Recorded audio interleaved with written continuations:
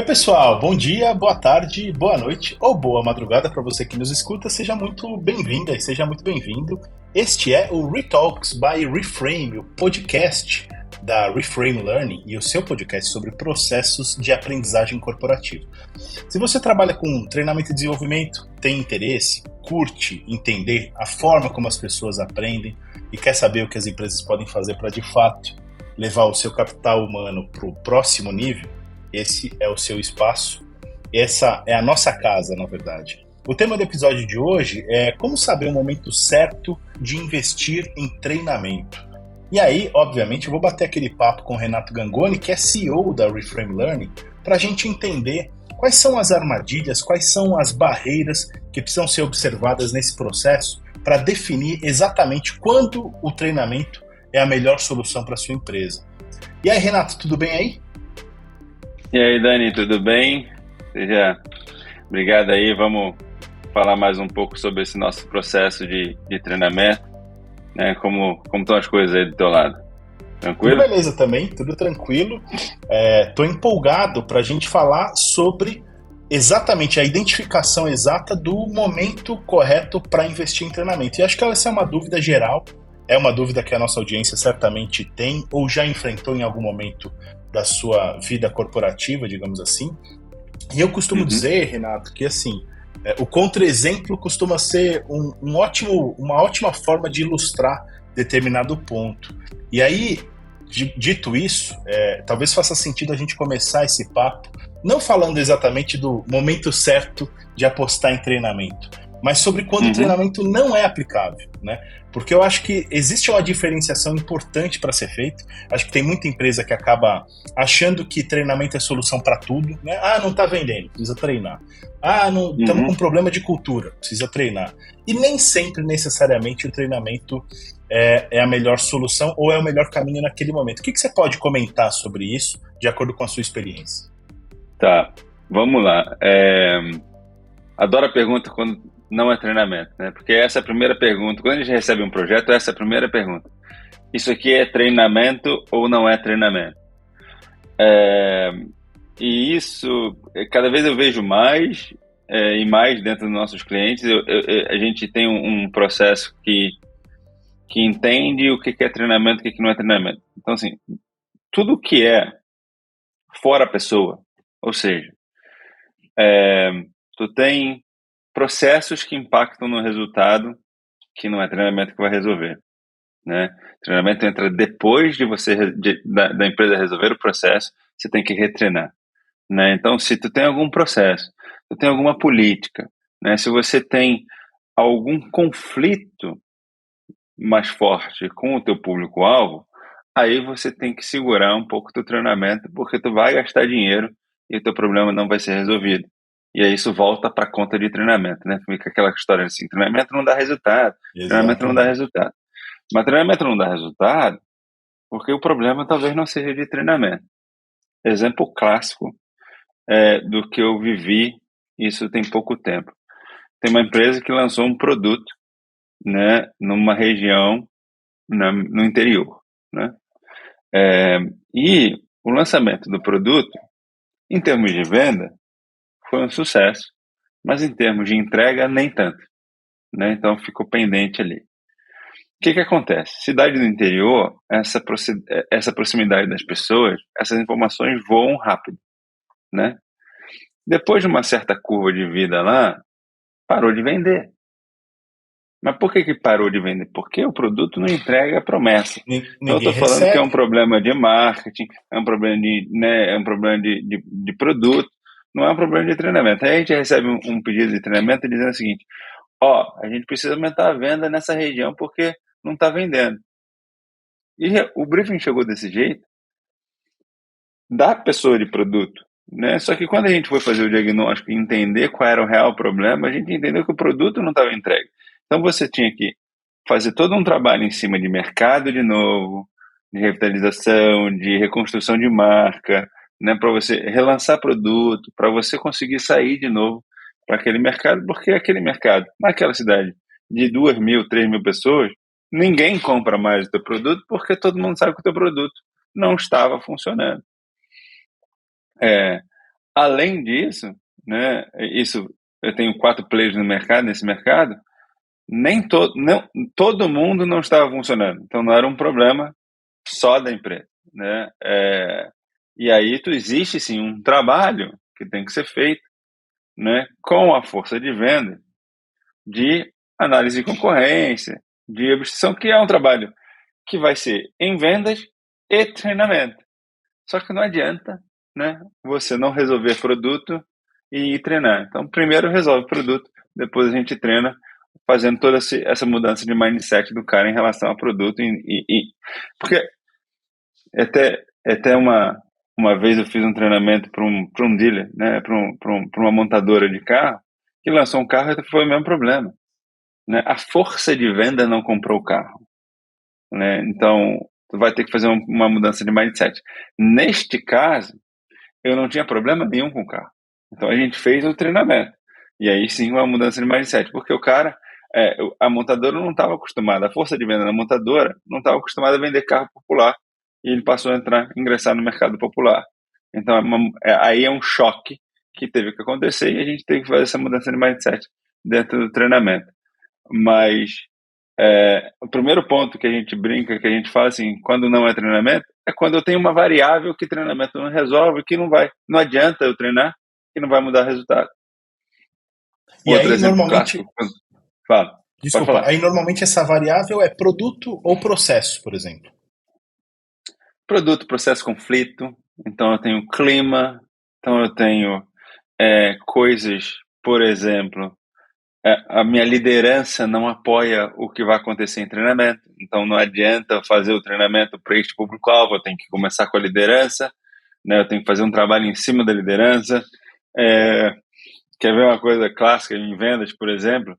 Tu vai falar um produto, tu quer, né, um produto vira, né, produto específico de venda e tal, mas a meta não muda.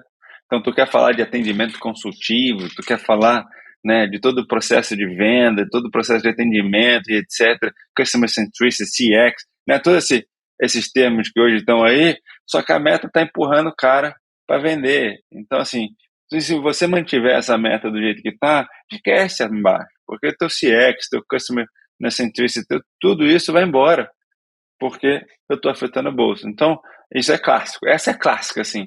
Eu faço todo o movimento de customers, de CX e etc., mas eu não mudo a meta do cara.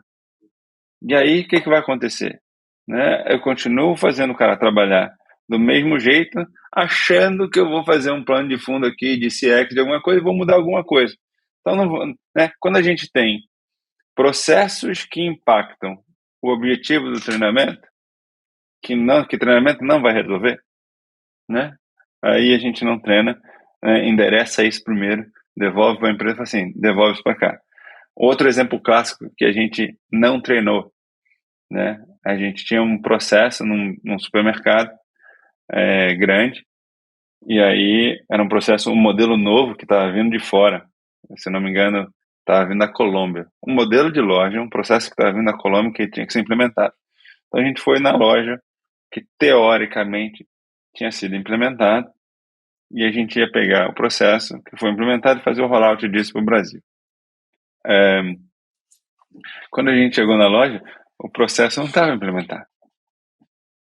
O processo estava descido de goela abaixo, então existia o manual, existia o documento, mas ninguém fazia o processo não era executado. Então a gente voltou para dentro da empresa e falou assim, ó, existe o processo, mas ninguém faz. Por isso foi o que eu levantei. E aí a gente, né, o pessoal do projeto, né, de implementação do processo da Colômbia teve que voltar na loja, né, e fazer o processo todo novamente. Então, assim, esse é um ponto que a gente fala assim, não adianta treinar se você tem variável extra, né, que não é a pessoa, né, que não é influenciar diretamente para o teu público-alvo. Então, não é o vendedor que treina o processo, que define o processo, né? Então, não adianta eu fazer um rollout que vai acontecer o que aconteceu na loja piloto. O cara achou que lançou o processo não foi implementado. Nem assim tem um monte, né? Mas a primeira coisa que a gente pergunta é se isso é treinamento ou não é treinamento. Fazendo o contraponto disso tudo Treinamento, tu muda a pessoa, tu espera uma atitude diferente da pessoa, tu espera que ela faça alguma coisa diferente e você vai ensinar este como, né? É, você vai ensinar, você vai trocar um mindset. Então você está trabalhando aqui uma parte de atitude, uma parte de habilidade de hard skills e soft skill, mas você está pensando na pessoa, né? Tudo que não é responsabilidade daquela pessoa, que ele não tem alçada para mudar e precisa ser mudado, não é treinamento. Tu vai ter que endereçar isso.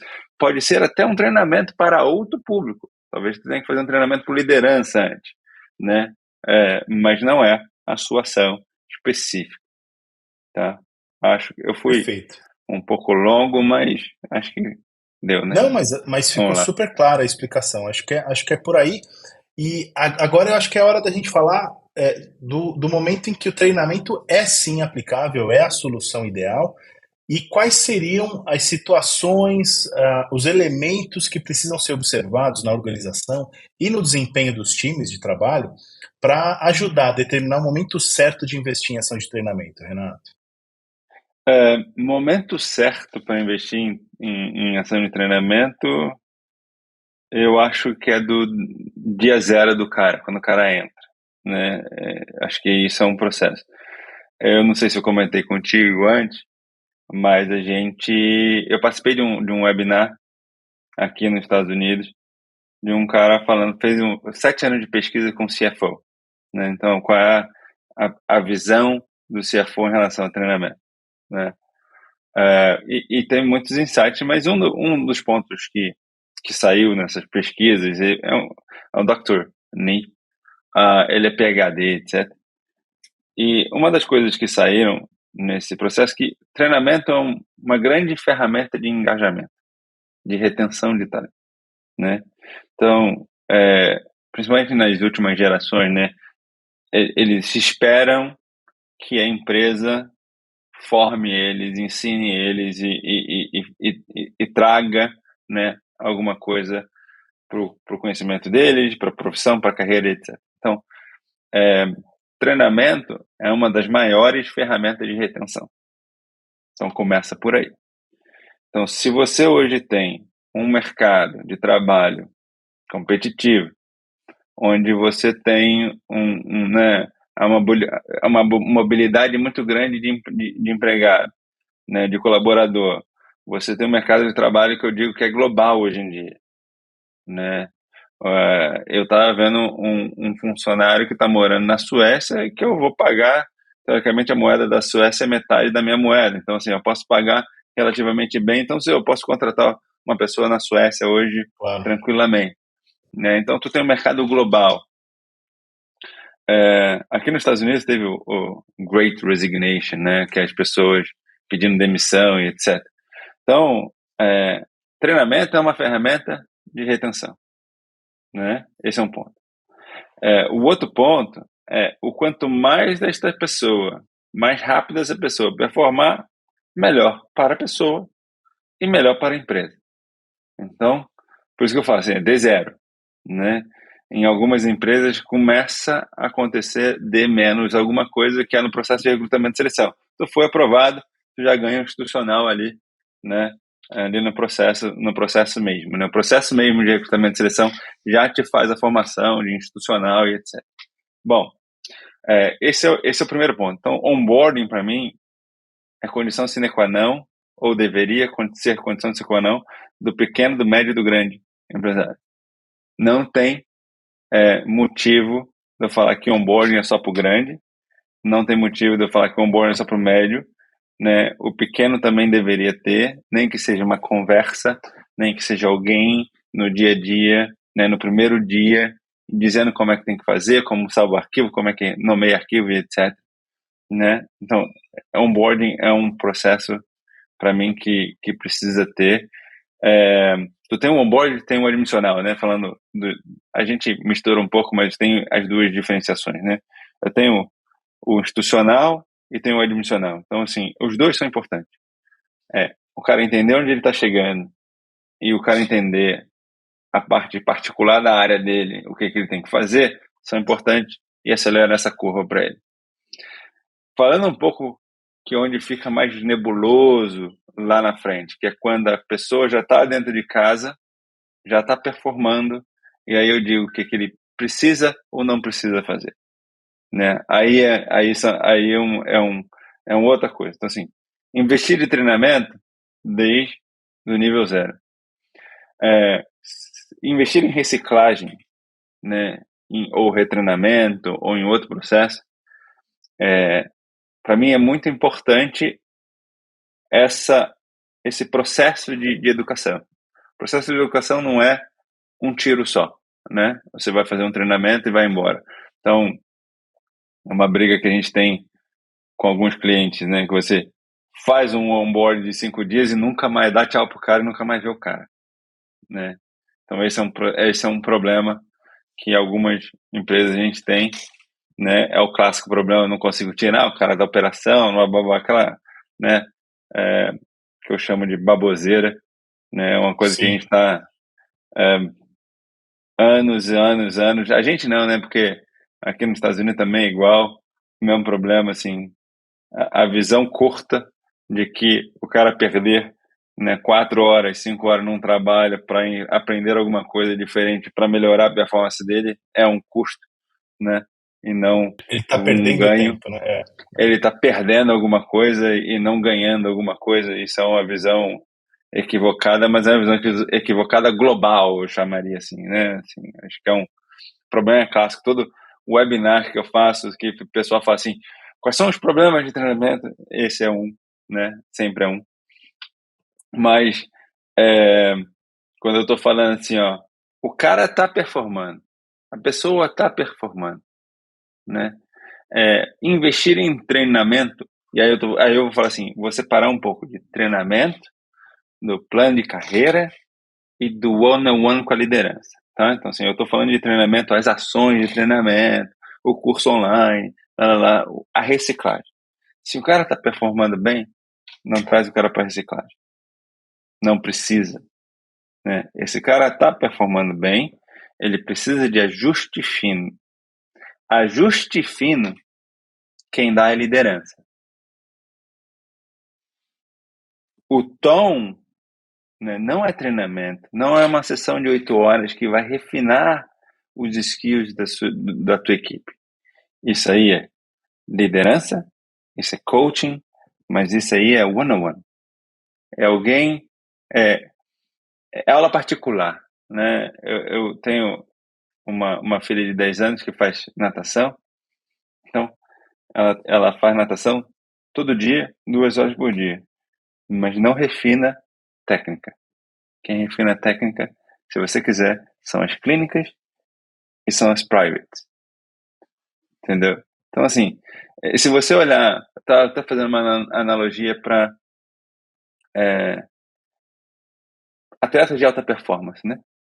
Atleta de alta performance tem um refinamento de técnica muito grande e não é uma vez que ele faz, que ele vai fazer o processo de refinamento. É uma coisa que acontece no todo santo dia, que ele vai lá, que ele cai né, o Phelps, o Neymar, quem você queira, né? Ele vai lá fazer 50 vezes aquela técnica e 50 vezes tem alguém do lado dele e fala assim, ó, vira um pouquinho mais a sua mão, né, para lá ou para cá e etc. Então, esse refinamento é individual, esse refinamento é no dia a dia.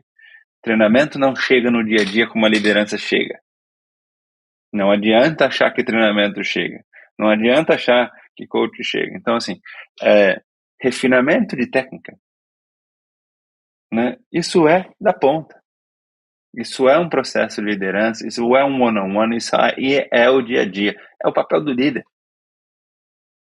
né? Então, o que eu digo é o seguinte, treinamento, por isso que eu separei, né? Treinamento, plano de carreira e liderança. Então, assim, one-on-one é esse refinamento de técnica da liderança. O treinamento vai dar o quê? Vai dar carga necessária para ele performar num certo nível até que ele tenha que ser performado, né? Ele ser lapidado nesse nível de suficiência. Então, achar que treinamento, o cara vai sair de treinamento performando no seu topo, não vai. Ninguém vai. Isso, e alguém que prometa isso para você é mentira. Só olhar nos atletas de alta performance. Ninguém faz isso. é refinamento de técnica e é execução daquilo tempo todo. 50 bilhões de vezes o tempo todo, com processo, com mindset de entendimento. Que você consegue dar em treinamento é um mindset pro cara, ó, tu vai repetir isso 50 vezes, né? Desse jeito. E assim vai, né? Tu vai dar esse input pro cara. Mas depois é a liderança que tem que acompanhar isso. Então, esse é um processo interessante. Agora, o cara que está performando bem, e ele está performando acima do esperado, por exemplo, talvez seja um processo de carreira que você tem que olhar para ele. Então, você tem que olhar o teu plano de carreira e entender o que skills ele complementa. Então, é um treinamento de futuro, né, de projeção. Assim, eu vou começar a preparar esse cara, esse público aqui, essa pessoa, né, para assumir alguma coisa. Então, eu vou começar a construir este processo.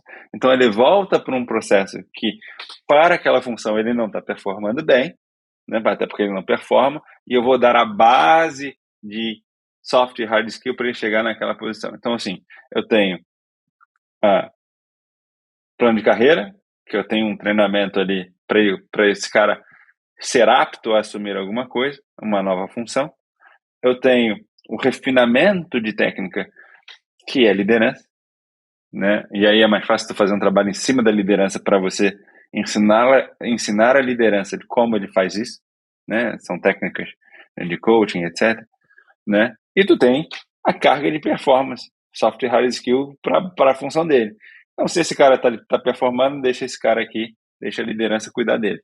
Se esse cara não está performando, aí sim você tem que ter input de carga aqui, né? Perfeito. E, Renatão, e as barreiras que surgem ao longo desse caminho, né? Porque uma coisa é definir o timing certo para vamos investir em treinamento.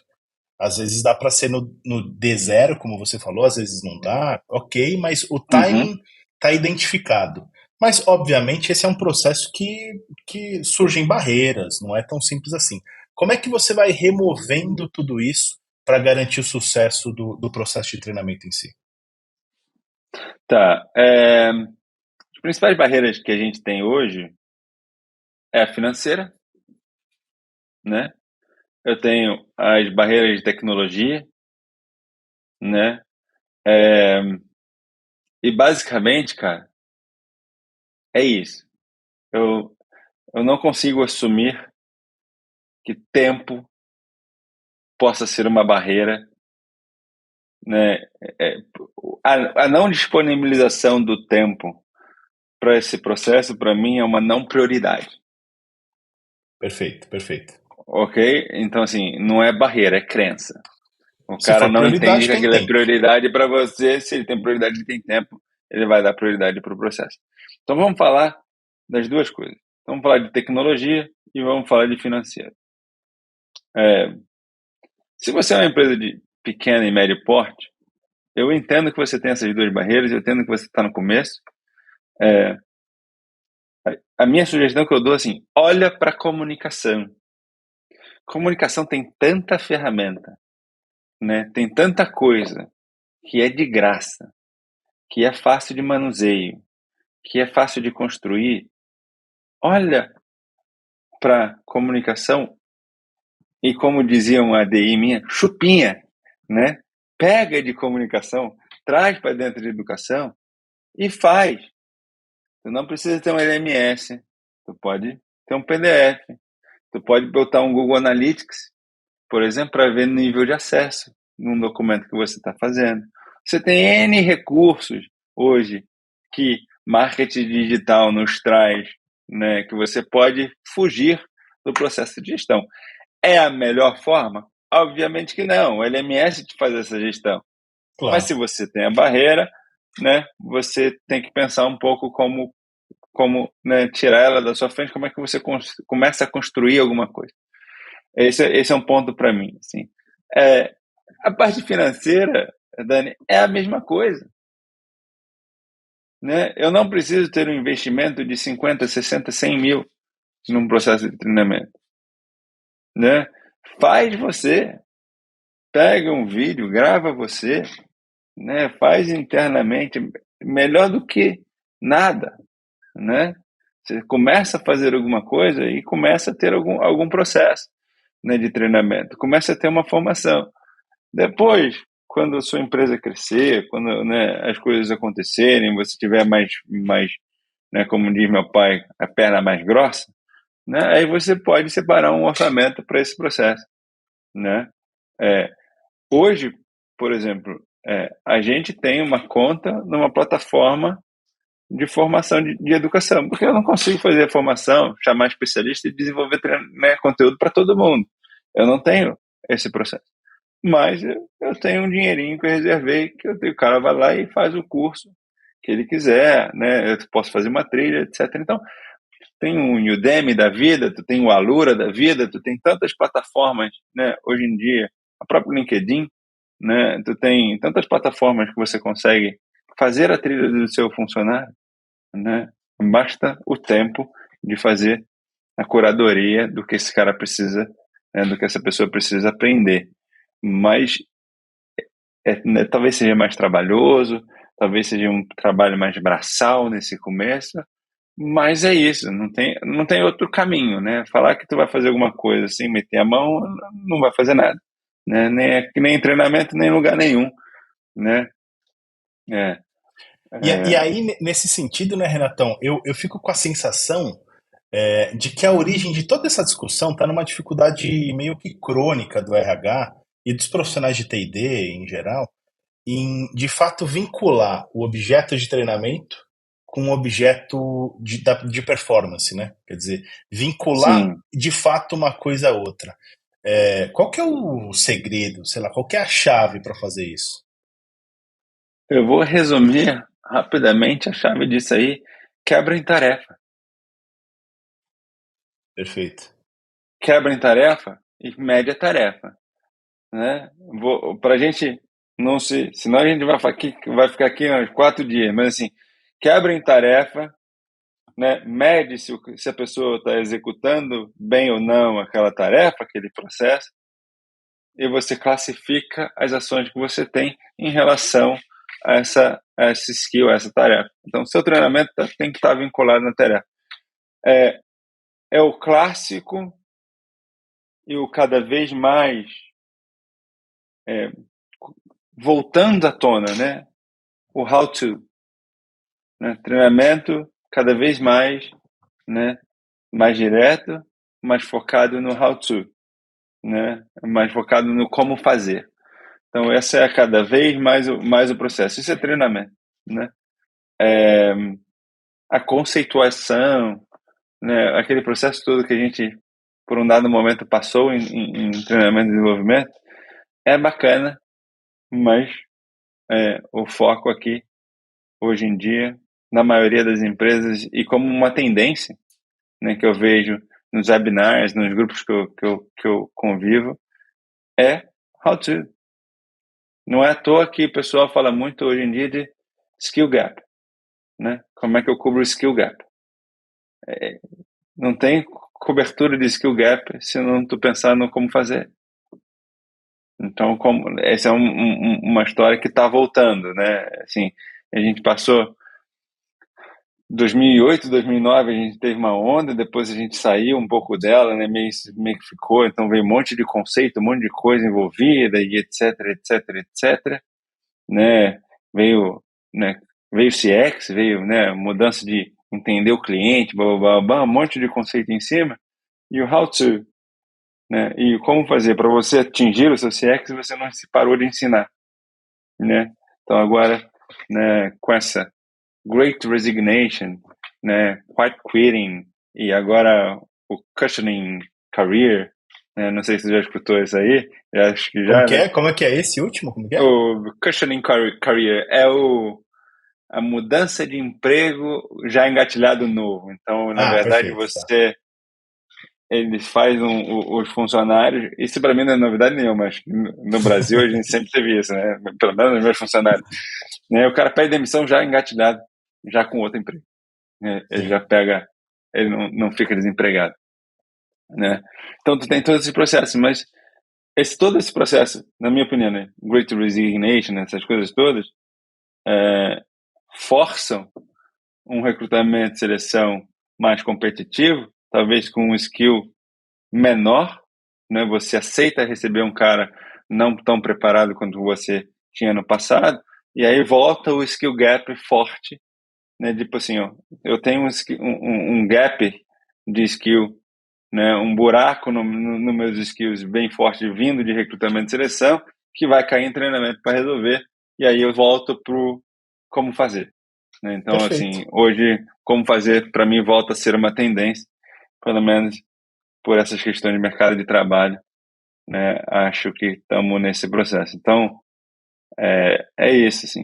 E aí, como fazer se tu não tiver tarefa envolvida, né? Não entender qual é a tarefa que o cara tem que fazer, não tem como fazer, Não tem como fazer, né? exatamente. E eu curto muito essa tendência porque, assim, o how to, ele é simples, objetivo, direto ao ponto. Eu acho que não tem enrolação, não tem gordura, sabe? É uma coisa muito bem-vinda, na Sim, verdade, né?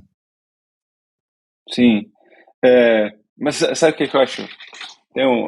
A gente vai ficar aqui falando aqui o dia inteiro, né, Dani? Mas assim, ó, é, eu tive um diagnóstico, uma pesquisa, eu tive acesso a uma pesquisa feita num call center, onde é,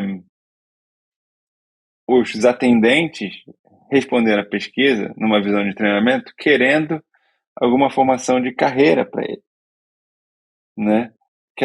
Eles querem ter a formação, querem que a empresa dê uma formação de carreira porque é um público que não tem acesso, né? Então ele quer conhecer conceitos, né, Uhum. que ajudem a ele a evoluir seja o caminho que ele quiser, né? Então, assim, para determinado público, tu tem que dar how to, né? Mas ele está esperando que a empresa forme, né, ele para a vida. Que isso não era um papel há muito tempo atrás É verdade. de treinamento e desenvolvimento. E a gente tem que começar a abrir o olho e entender se isso passa a ser um papel, se isso é apenas uma pesquisa num cenário, se é uma questão de geração, né? Se a geração vai te pedir isso. Estamos falando de um público-alvo que é primeiro emprego, então é essa nova geração que está chegando. Se Sim, isso sim. se sedimentar, muda de novo, né? A gente vai mudar de novo. Então, assim, eu tenho que dar o como, mas eu também tenho que dar uma visão de carreira, de profissão, Perspectiva de futuro, né? perspectiva de futuro, para continuar sendo uma ferramenta de retenção de funcionários. Fantástico. Renatão, sempre um prazer conversar com você, meu parceiro. Obrigado mais uma vez por Obrigado, ter meu velho. participado desse episódio, cara. Tamo junto, né? Vamos falando e tamo aí, né? Vamos. É isso aí. É. Vamos pro próximo. Já estamos pensando no Obrigado aí, número 3. pessoal. Esse é o número 2, número 3 agora. Esse é o número 2, vamos no número 3. Acho que vai ser bem bacana aí. É sempre bom, né? Trocar uma ideia e ver o que a gente está falando. Você tem a visão de mercado também.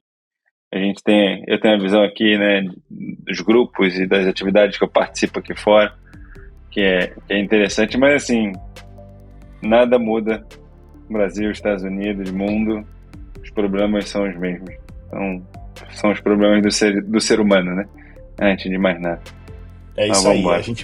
A gente vai endereçando esses problemas aqui no nosso Sim. episódio, aqui no nosso podcast, no Retalks by Reframe. Eu quero finalizar convidando você a seguir a Reframe no LinkedIn, seguir o Renato Gangoni também lá no LinkedIn e seguir a mim também, por que não? Daniel Consani, no perfil lá no LinkedIn. Porque além de poder conferir conteúdos de alto interesse para quem trabalha com aprendizagem corporativa e tudo, você vai ter acesso a grandes insights, a grandes cases, como o Renato acaba trazendo nos nossos episódios. Eu espero que você tenha gostado do nosso bate-papo de hoje. A gente se vê no próximo episódio do Retalks by Reframe. Um grande abraço e até mais.